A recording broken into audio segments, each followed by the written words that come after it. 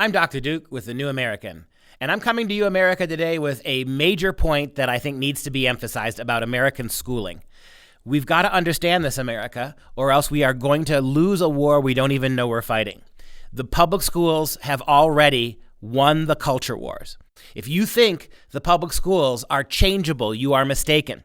A number of events over the last 15 to 20 years have made it all but impossible for the American people now to pull public school education back to what we knew it should have been, right? If you think that your kids are going to school, primarily to the public schools, to study reading and writing and arithmetic, you are living in a bygone era. The primary purpose of American public schools today is not educating your children. It is not giving them a nuts and bolts education in math and science and reading in the subjects that they're going to need to succeed in college or beyond college in their careers. We are not training your children to become individualists, to be liberty-minded kids, constitutionalists. We are not teaching them to love their country. We're certainly not teaching them to love their God. We're not teaching them the skills they need to succeed in jobs and careers. We are infantilizing them. We are politicizing them, we are sexualizing them. Rather than give you a 2-hour speech on this, just go back over the last 40 years.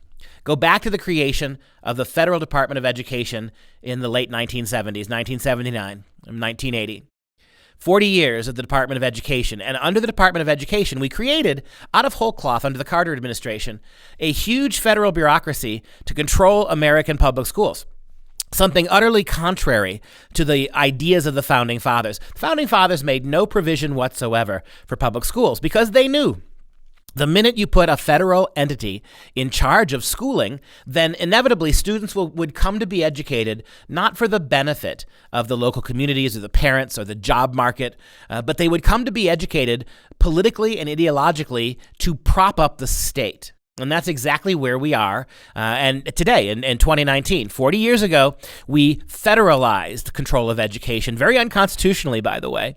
And ever since then, the Department of Education, whether there's Republicans or Democrats as president, this organization exists like most deep state organizations do, full of bureaucrats that you'll never know their name, that they can't ever be fired, that when a new president comes in, none of them ever clean house. They're like 5,000 employees at the Federal Department of Education. It's not like anybody ever cleans out 99% of them. They remain. And their progressive, secular, atheist, materialist, globalist agenda stays in place whether you have a Betsy DeVos, a Trump appointee, or whether you have an Arne Duncan, a Barack Obama appointee. This is how the deep state works.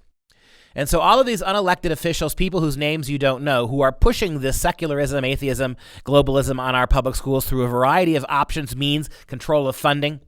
For 40 years, that's what we've been laboring with. Out of that system came things like Common Core, which sought to collectivize your kids' education, to give everybody a lowest common core, a lowest common denominator education.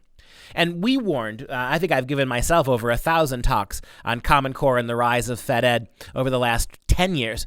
And what we've seen is now that they have a cohesive control, both in Washington and through states, superintendents and school boards, the progressives have a complete and utter stranglehold on your kids' education. And now that they've got it, and there really is no out for schools. There's no out for moms and dads. There's no way your kids, if they're going to public schools, can avoid this kind of pedagogical, curricular, philosophical, psychological, social takeover of your kids' public schools.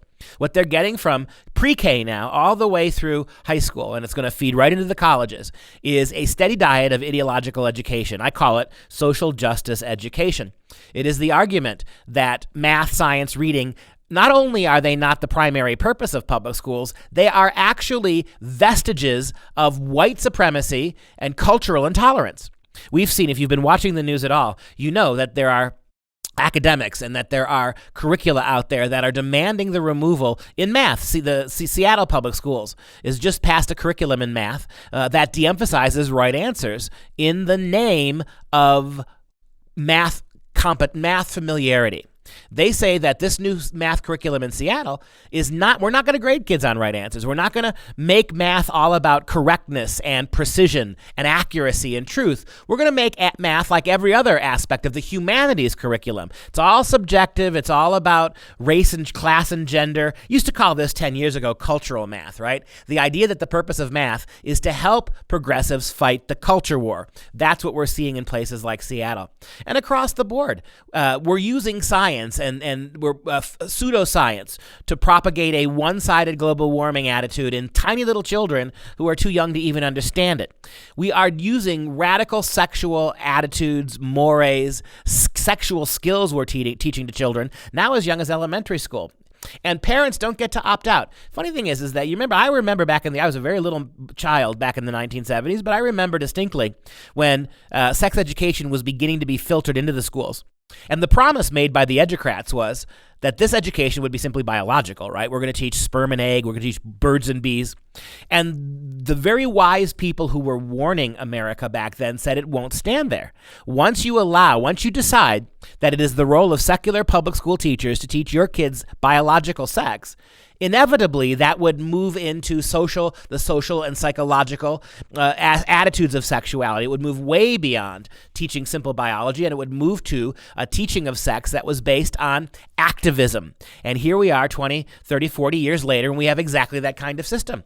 They are mainstreaming for your little children, not just homosexuality, but transgenderism for tiny tots, convincing kids too young to think critically and abstractly that they may not be the gender they were born.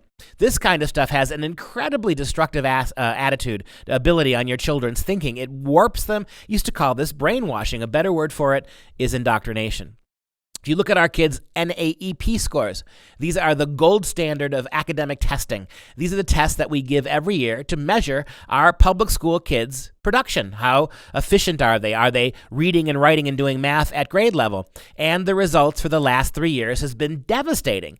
In most places, less than 40% of almost every place, almost all the public school districts, less than 40% of the American school children can read and do math at a 8th grade level. They're year to 2 years to 3 years behind.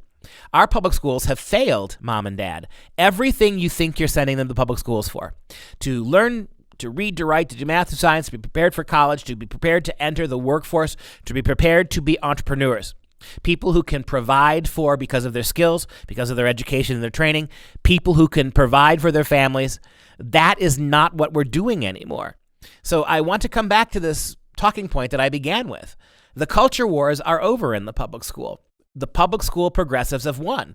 Your kids are learning everything that you would not want them to know. They are becoming anti-Constitution. The Constitution is a bigoted document. It's frozen in time. It needs to be rewritten. Hence all these calls for constitutional conventions across the country. The Founding Fathers were nothing but racist slaveholders. The idea of democracy and free markets are exploitative.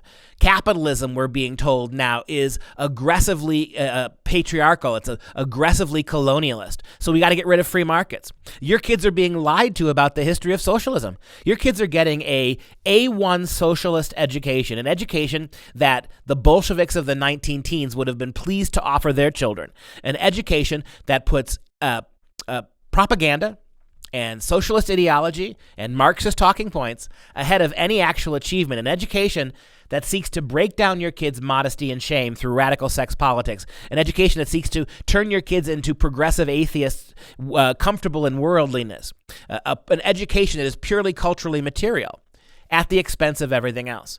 There is no way, mom and dad, you can send your kids to these public schools and have them avoid this. Oh, I know. Is it worse in Chicago than it is in a small southern Illinois town? Yep. Is it worse in Los Angeles right now and New York than it is in Madison, Wisconsin, or Omro, Wisconsin, little towns, right? Yeah, it is. But when you think about the degree to which this new federalized, radicalized, collectivist education has already dominated the big cities and is beginning to radiate out now to the small towns and villages, within a few years there will be no escape. I get it. That maybe your kid in your suburb isn't getting quite what the public school kids are getting in Chicago or New York, but the plan is to get all kids on board, the sooner the better. And all of this to the surprise of nobody. to the surprise of no one, ties in with UN globalist agendas, Agenda 2030, educational paradigms. So this is a huge globalist commitment on the part of progressives worldwide to give your kids this kind of education. Do the right thing, mom and dad. Get them in safe Christian schools, or better yet, homeschool them. Take responsibility for your kids' education. If you want your kids to have your values, to share your love of your country, to share your faith in your God and your belief in freedom and liberty, you have to get them out of those public schools. Do it, and do it now. There is no other option. I'm Dr. Duke, and that's my take on the news.